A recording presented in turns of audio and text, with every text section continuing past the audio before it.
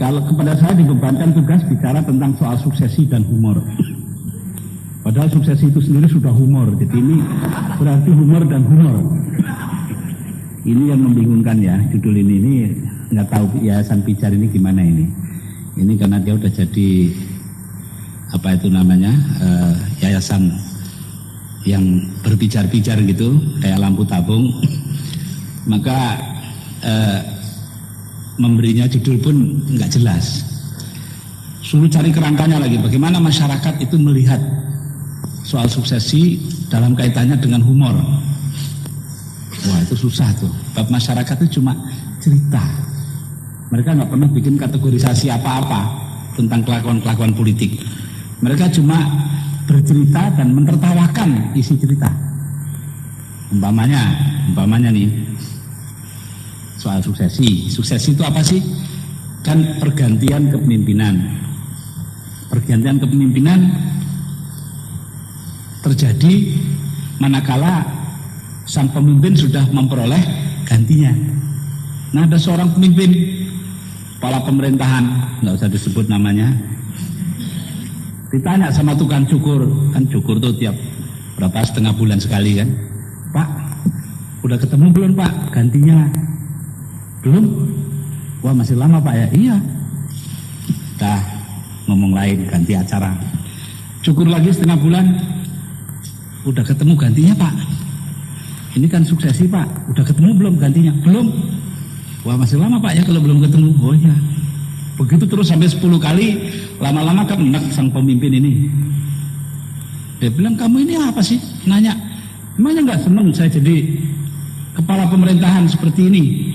Bukan begitu Pak, setiap saya tanya udah ketemu gantinya nih, bulu kuduk Bapak berdiri jadi gampang motongnya.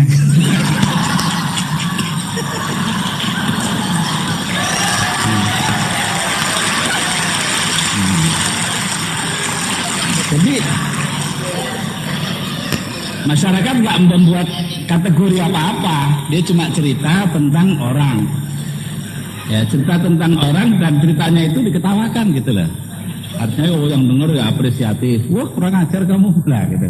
Jadi nggak ada istilah kamu kurang ajar kepada siapa, nggak ada. Paling tinggi ya kurang ajar kamu gitu. Ya, ada lagi yang nanya, wah enak ya pemimpin kita ya, kenapa? Kalau orang lain mantu mah dibeliin TV, iya. Kalau ini mah dibeliin stasiun TV. ini persepsi humornya masyarakat yang kayak begini nih. Lo jangan dikira di Indonesia lo ya. Indonesia nggak ada begitu, nggak dibeliin. Kalau di Indonesia nggak dibeliin, beli sendiri. Ya. Jadi tempat lain ini yang diceritakan ini.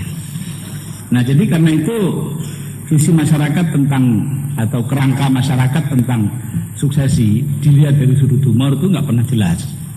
Sama-sama MH, ya nggak pernah jelas. Jadi karena itu juga sulit untuk kembangkan lebih jauh. Apa masyarakat mau lebih jauh apa enggak?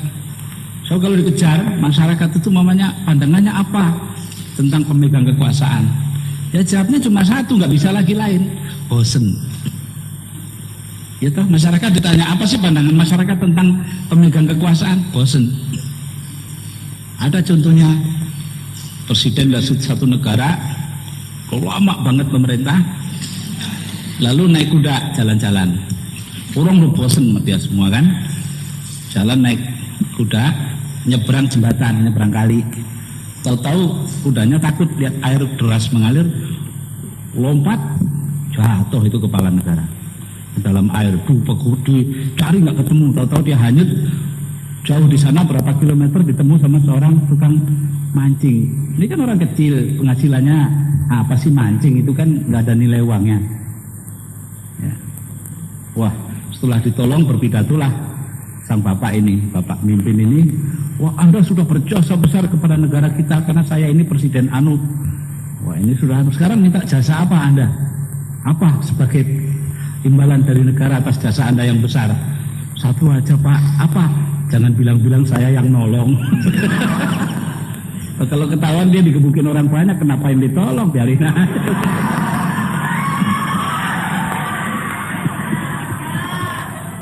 Nah inilah, saya baca ini di buku barat ya, jadi bukan Indonesia. Nah, jadi rakyat itu paling-paling ya mencatat beberapa mencatatkan satu satu titik perasaan.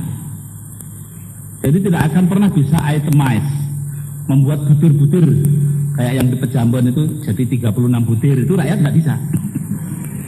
Ya, Taman Pejambon itu kan ada lembaga yang bisa membuat 36 butir. 36 butir plesetan katanya kata Canun begitu. Nah 36 butir plesetan ini yang harus diketahui oleh setiap pelajar, mahasiswa dan umum masyarakat, seolah-olah mahasiswa dan pelajar bukan masyarakat. Nah maka rakyat itu nggak bisa mensistematisasikan apa yang mereka amati, observasi mereka. Ya paling begitu tadi, ya kebosanan kalau udah terlalu lama, atau keanehan, ya keanehan. Jadi ada keanehan, kenapa sih kok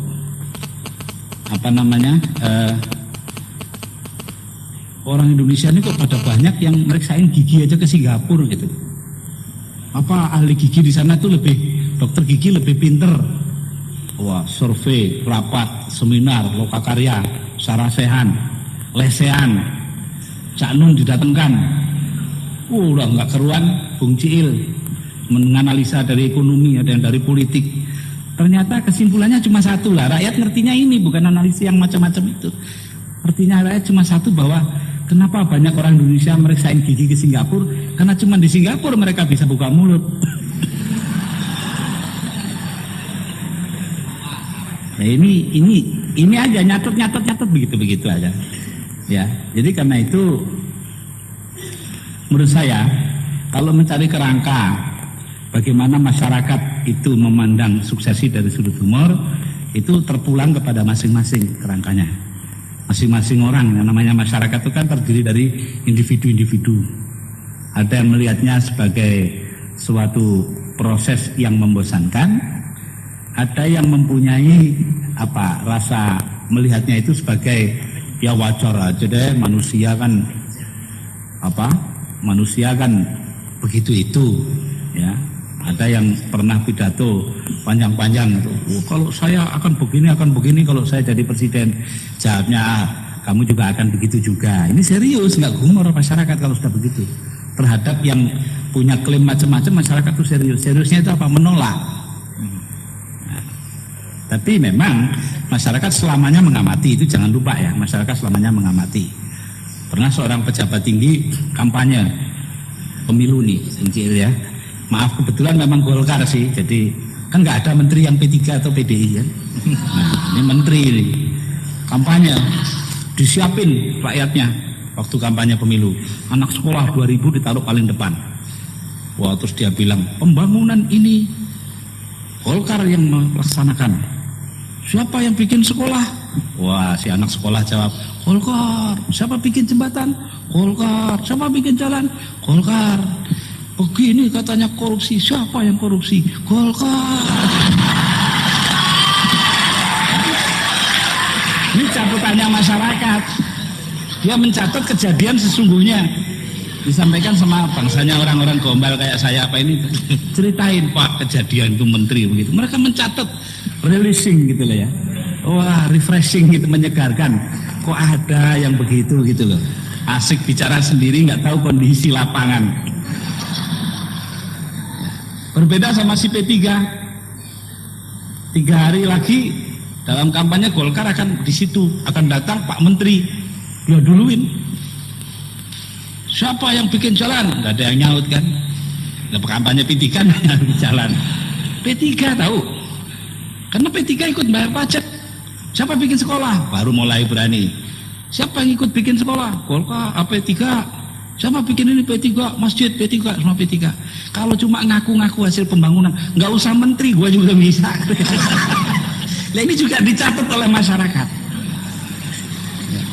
Nah, catatan itu terjadi ketika tadi itu si menteri datang ke situ mengajukan klaim Golkar, orang semua ketawa. Ketawa karena ingat catatan yang kemarin, ingat omongannya si Jurkam P3 itu. Ya. Nah, jadi di sini kita melihat bahwa masyarakat mempunyai daya pengamatannya sendiri.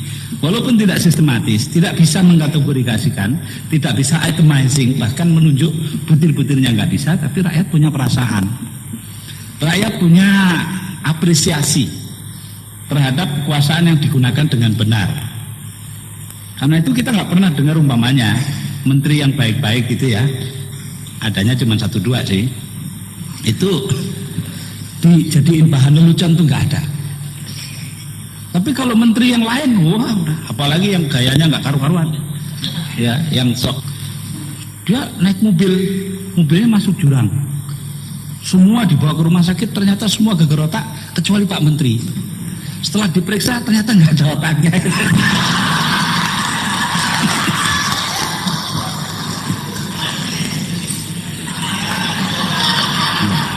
Nah ini, jadi kalau menteri yang baik-baik nggak bakal diceritain begitu. Ya. Nah, dialognya rakyat itu kan ada yang rakyat gede, rakyat kecil ya, macam-macam ya rakyat tingkatannya, rakyat atas, rakyat bawah gitu. Nah, kalau pemimpin penentu, nah itu bukan rakyat lagi, kan udah pemimpin.